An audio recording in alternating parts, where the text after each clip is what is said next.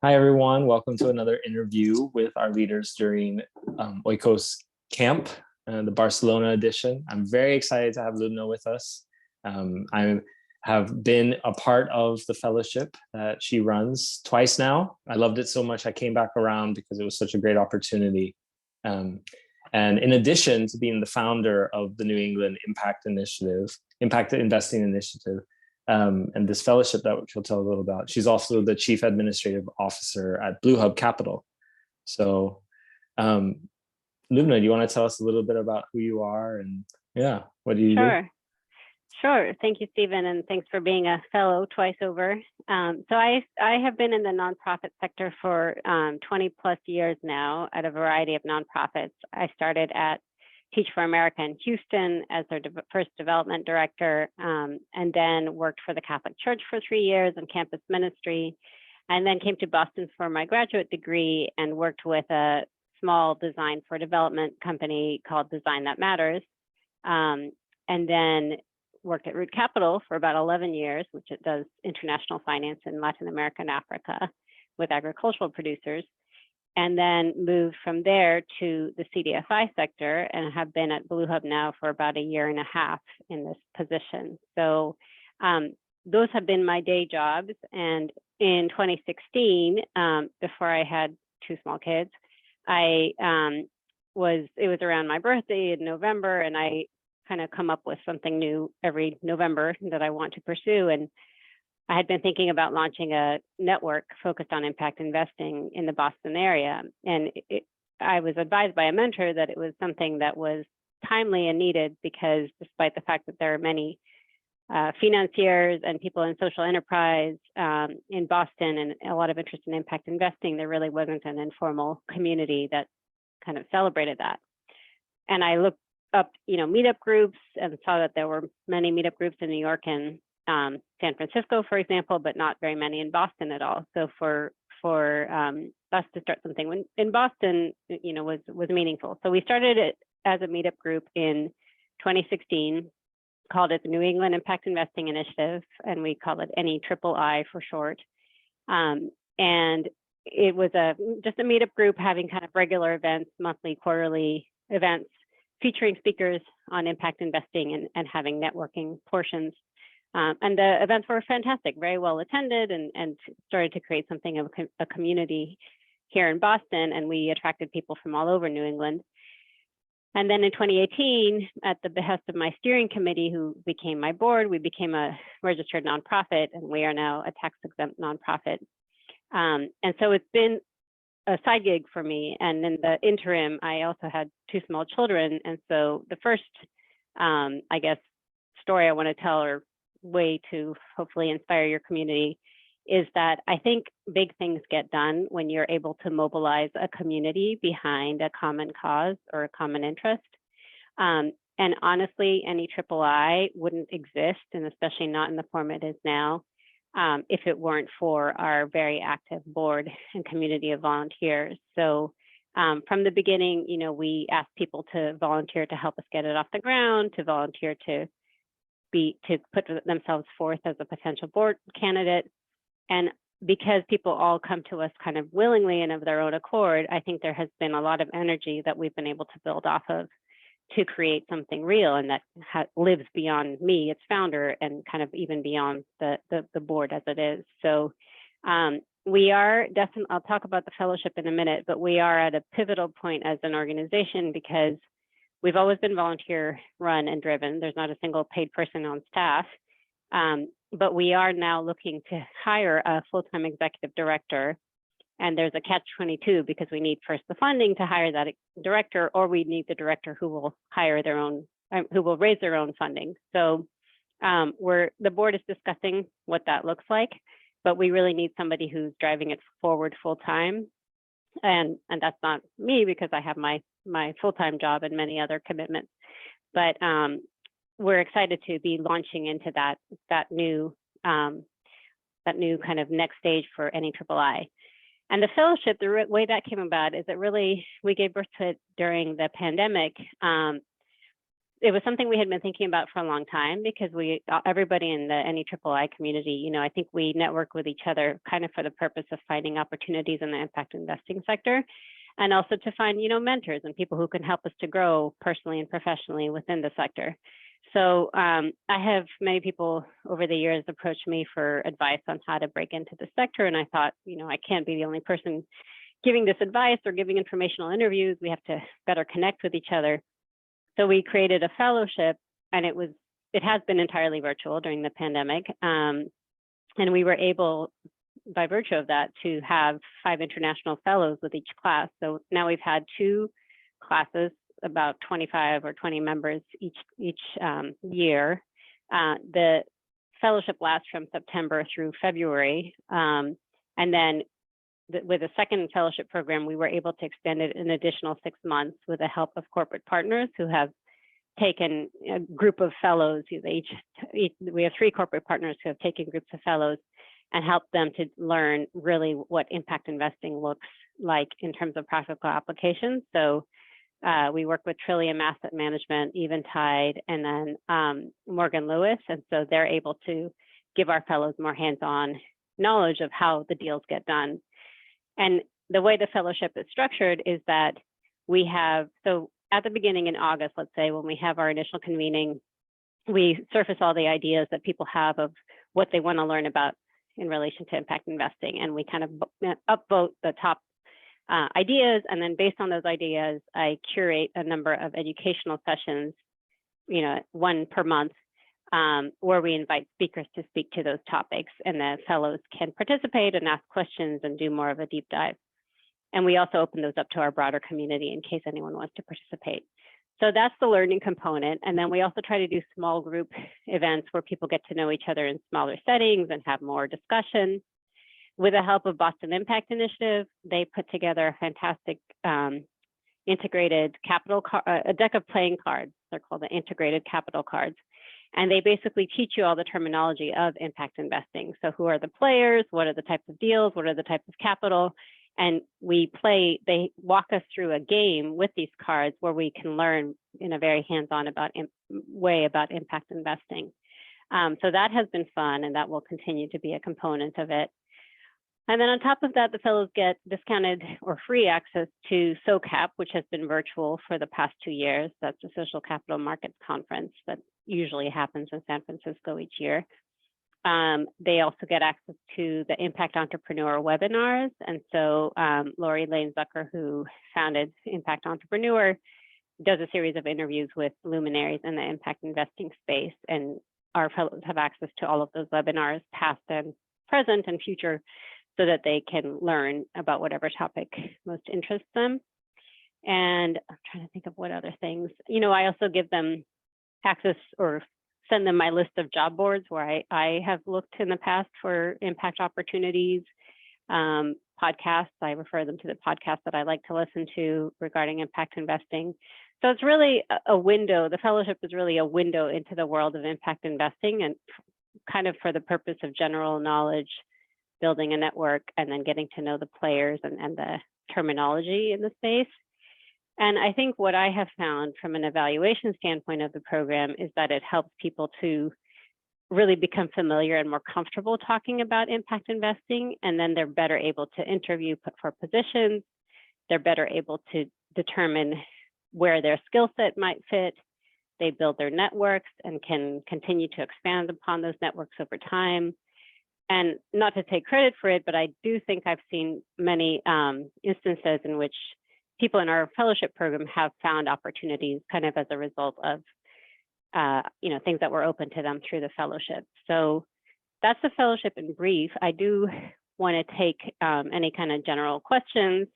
I can also give some advice about my early career in impact investing, but I don't want to hog all the airtime. Oh, that was really great, Lubna. Thank you so much for the deep dive into all of the resources that the fellowship provides. And I hope that for our community, they will be encouraged to go and check out the Impact Entrepreneur. They've been such a really great resource of really great learnings, SOCAP, as you mentioned, and then of course the webinars and events like you described, which is something that we're trying to figure out and create within our own community to showcase the people that's within our students network. So it's very timely, I think, as we talk about these things to hear. I'd love to give our team members a chance to ask you a question, putting them on the spot if they'll think of something.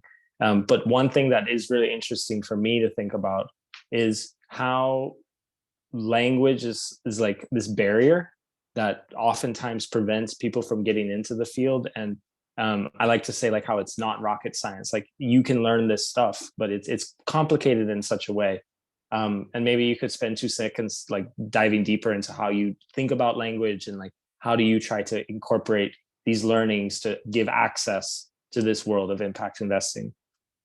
Yeah, I think that's a really good question, partly because it touches on how we learn about things, which, basically people need exposure to something 7 times before they learn it, right? And then people learn in different ways. So they might learn verbally, through auditory inputs, through physical kind of,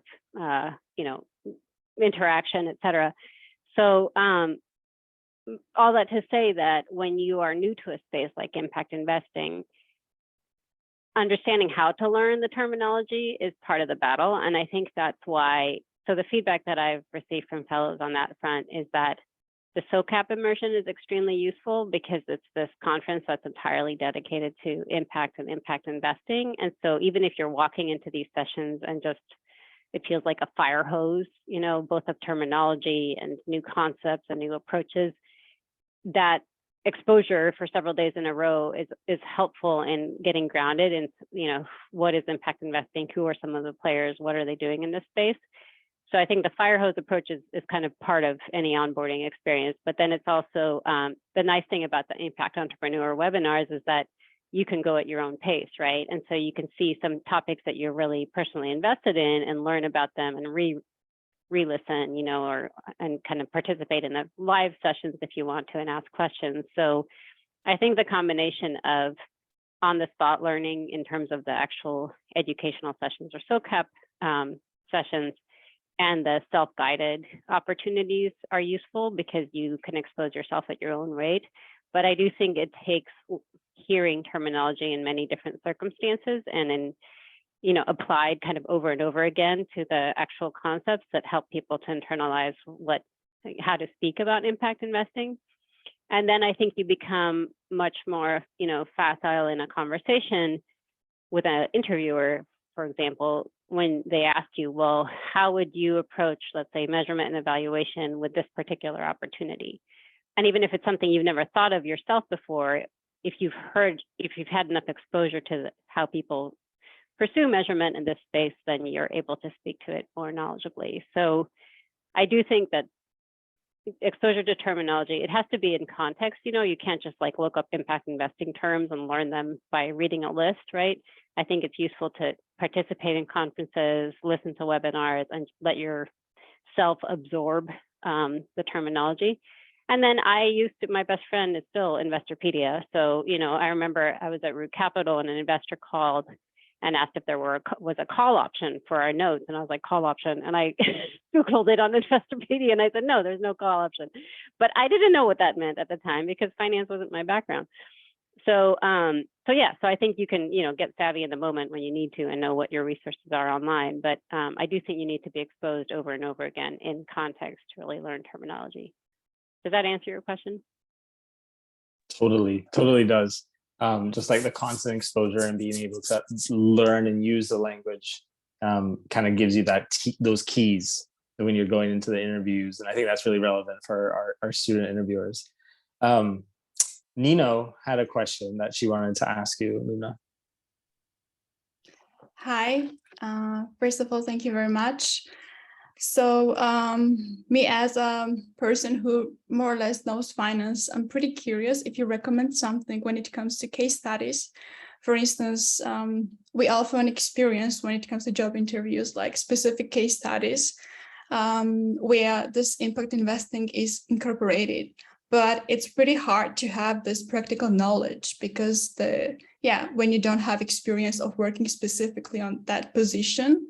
So would you recommend anything like to get prepared for those case studies, which is pretty popular right now when you're having job interview?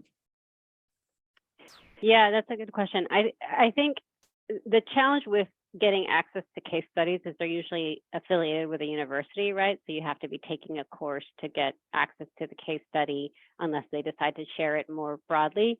I know that I think Harvard has done case studies both on Root Capital, which is probably a bit dated now, but and also on Prime Coalition, and I'm on the board of Prime Coalition, and that's a company that's really focused on investments in the energy space and to combat climate change on a gigaton scale.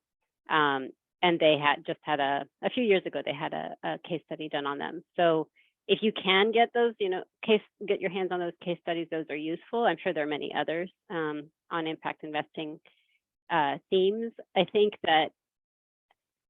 short of a case study, the place to learn a bit of a deep dive are things like the webinars where, Laurie Lane Zucker is interviewing specific people and really doing a deep dive on their work. I think that's useful if you can, sign up for those.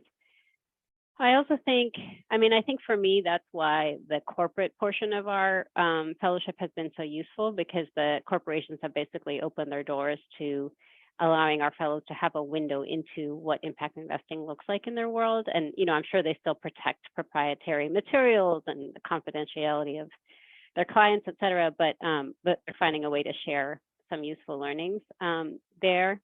But, short of being in the fellowship, I'm not sure how you would get access to that regularly. But I do think, even if you just Google kind of impact investing case studies, there may be a fair amount of things that are available online. And then I think one of the things that our board has talked about is, how useful would it be if we could, as a community, offer case studies more broadly that weren't limited by affiliation with a school, so can we perform our own case studies and then publish those and share them with the community?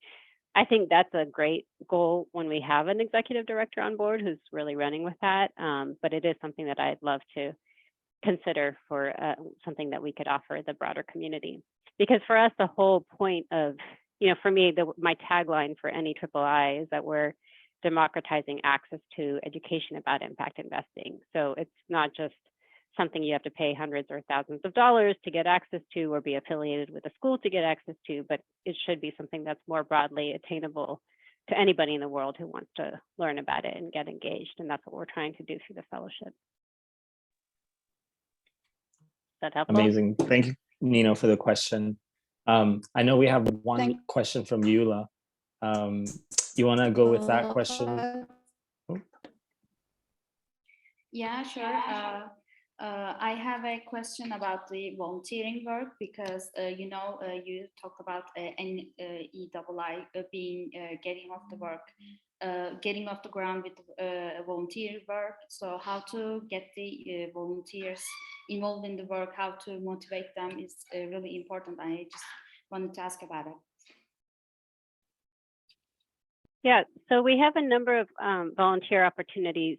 Right now, we have one member rolling off of our board just because he has finished his second term. And so we're thinking about expanding our board of directors. Our first step in that will be reaching out to the community to see if there are people interested in being considered. We have a pretty active program team, so they're all volunteer, but they help. In the past, when we had physical in-person events, they helped with event preparation. Now they help more with networks and connections to our corporate partners. And then we have our advisory board, which are a number of people who are, considered experts in the space or are practitioners, and they help to advise us when we come up with new initiatives. So those are the hands-on volunteer opportunities. I think that what I'm looking for near term, honestly, is a webmaster. We lost our webmaster, so I'm looking for somebody to help with web design, but that can be a paid consulting opportunity. But yeah, I think that, in terms of international engagement as a volunteer, I think the best thing to do is to sign up for our meetup community. So if you just, look for NEII meetup, I think it'll bring you to New England Impact Investing Initiative meetup. And it's free to join. You just have to create a profile on Meetup, and then you'll hear about our regular events. And I think we will still continue to have some mix of in-person and virtual events so that you can participate in the virtual events. And then you'll hear about any other volunteer opportunities through there. But it has been, I think because we're not meeting in person as much, I think volunteer opportunities have been less frequent. But I really hope once we have an executive director that they can better engage our volunteer community. Thank you. Thank you, Eula. I want to be mindful of time, as also because it is our evening and we've had a very busy day preparing. So I would like all of us to give a nice thank you to Lubna for taking time to chat with us today. It was really nice to hear more about the fellowship. Thank you. Yeah, thank you. It was nice to meet you all and enjoy the rest of your week. Great. Thank you, Lubna. Take care of All yourself. right. We'll chat soon. All right, take care. Bye-bye. Bye. Thanks, Nino. Bye-bye. Bye. Talk to you again soon. Have a good day.